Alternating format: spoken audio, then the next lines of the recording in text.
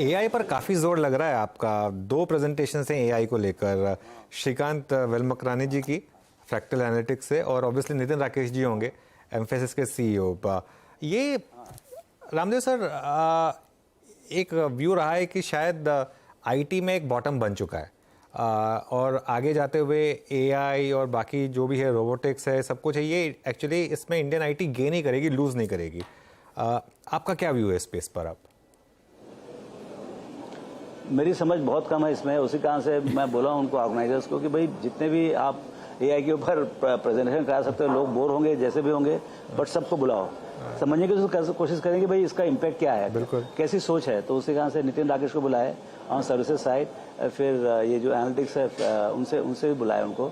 सो अब थोड़ा मूड समझने की कोशिश करते हैं। काफ़ी प्रेजेंटेशन भी हो रहे हैं, वन ऑन वन भी, कि एआई का इम्पैक्ट क्या है। इज एआई एक टर्निंग पॉइंट है positively for Indian services industry. ये नया एक अपने आप में एक नया bundle of services, apart from जो भी चल रहा था उसके ऊपर से एक नया मतलब अपॉर्चुनिटी मिलेगा, मोर सर्विसेज, मोर अपॉर्चुनिटी। इस टाइप का माहौल है कि जो अभी जो चल रहा है उसको सबको वो मतलब क्रंच करेगा और 10 आदमी का काम 8 कर देगा, 7 कर देगा, ऐसा कुछ माहौल है। ये सब मतलब एआई बहुत तूफान है पूरे। आप देखिए नास्डैक में कितना कुछ हो रहा है, तो इस समझने की कोशिश कर रहे हैं हर तरीके से कि इसका इम्पैक्ट क्या है। अच्छा, रामदेव सर, पुनीत चटवाल जी भी आ रहे हैं आपकी कॉन्फ्रेंस में।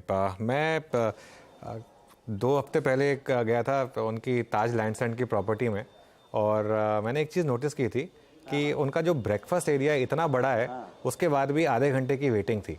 तो मतलब ये, और ऑक्यूपेंसी मेरे ख्याल से फुल चल रही है इस समय, और अभी G20 की कॉन्फ्रेंस, वर्ल्ड कप, ये क्या जो इन्होंने 2 साल की पेन झेली थी, अब इसको पूरी तरीके से ये एक रिवेंज के मूड में है क्या?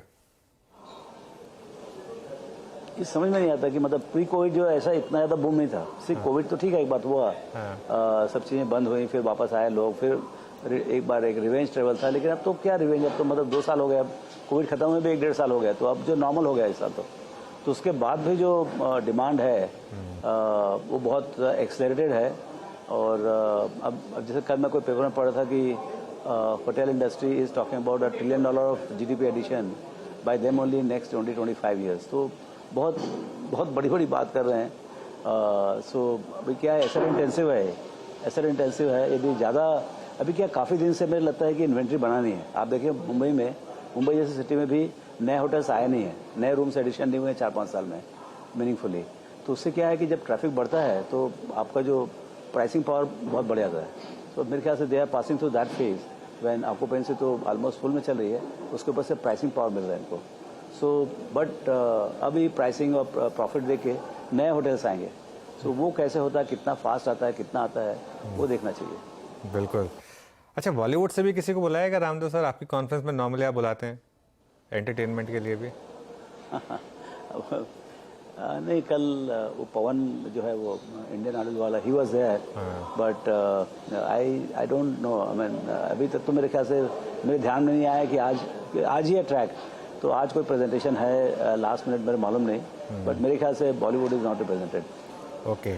अच्छा, मैं ये देख रहा था आपकी कंपनी इंटरेक्शन में 200 से ज़्यादा Indian companies, leading Indian companies हैं जो आ रही हैं रामदेव सर।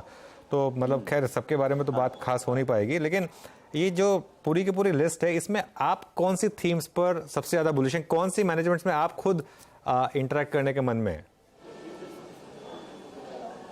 कभी क्या मैं कुछ दिमाग लगाया नहीं, अभी तो क्या 2 दिन जो है ना कल निकल गया, आज भी पूरा ट्रैक्स है, तो मैं तो यहाँ नीचे ही रहूँगा। आपको मालूम है ना कि सब जितने मीटिंग्स होते हैं सब ऊपर रूम्स में होते हैं, सो वो रूम्स में मैं कल जाऊँगा। कल मैं ट्राई करूँगा 4-5 मीटिंग करूँ, अदरवाइज या फिर अभी तो मैं खाली इन्वेस्टर्स लोग से मिल रहा हूँ ब्रेक में, और I am listening to all the tracks which is happening here. So आप गौतम से ज़्यादा बात करें, गौतम को ज़्यादा मालूम होगा कहाँ कहाँ क्या बातचीत हो रही है। नहीं, गौतम से ही बात करेंगे। गौतम से आज दिन में बात करेंगे दोपहर में, तो गौतम से बाकी सारी इन्फॉर्मेशन निकाल लेंगे हम। अच्छा रामदेव सर, लेकिन एक बात बताइए, अब कॉन्फ्रेंस की तो खैर हमने बात कर लिया, आपने इन्वेस्टर का मूड भी देख लिया, क्या एक रिस्क कॉम्प्लेसेंसी का बन रहा है इस समय मार्केट में? क्योंकि मैं इस कॉन्टेक्स्ट में कह रहा हूँ क्योंकि इन्फ्लेशन वापस एक कम बैक कर रहा है। आपने बॉन्ड यील्ड का मूव देखा होगा ओवरनाइट, यूएस में जिस तरीके के मूव्स आ रहे हैं। FII की भी सेलिंग आ रही है। अब हम ये कह सकते हैं कि डोमेस्टिक काफ़ी पार्टिसिपेट कर रहा है, लेकिन कहीं ना कहीं एक लग रहा है कि मिड कैप और स्मॉल कैप जिस तरीके से भागे हैं और वहाँ करेक्शन आ ही नहीं रही है, क्या एक थोड़ा सा एक रिस्क बन रहा है यहाँ पर? देखिए रिस्क तो जैसे ऐसा चीज़ है जिसके बारे में मालूम नहीं होगा कि आएगा। जैसे भी 10 ईयर पेपर है, मान लो वहाँ पर कुछ उल्टा सीधा हो गया, फूड इन्फ्लेशन हो कुछ बढ़ गया और the yield goes to may be 5%, 5.5%. I think that can create global currency chaos in the sense that then फिर वो कॉम्पिटिटिव रेट राइज करना पड़ेगा। मॉनेटरी पॉलिसी रिस्पॉन्सेज होंगे सब सेंट्रल बैंक्स के। तो जो एमर्जिंग मार्केट करेंसीज है लाइक इंडिया करेंसी या दूसरी करेंसीज हैं, उनका कॉम्पिटिटिव डिवेल्युएशन या कुछ भी होगा तो अगेन थोड़ा सा एक मिनी स्लो डाउन और may be challenge to the current confidence हो सकता है सर। सो थोड़ा सा ऐसा लग रहा है कि थोड़ा करेक्टिव मोड में है and reason could be what is happening in US। तो ये तो ऐसा आते रहेगा, कोई प्रेडिक्ट करने का बहुत मुश्किल है। लेकिन जो कॉन्फिडेंस जो डोमेस्टिक्स का है, रिटेल में है, और दूसरा क्या है कॉर्पोरेट अर्निंग्स। आप देखिए, don't forget the relentless rise in the corporate earnings, वही अपना माई बाप है।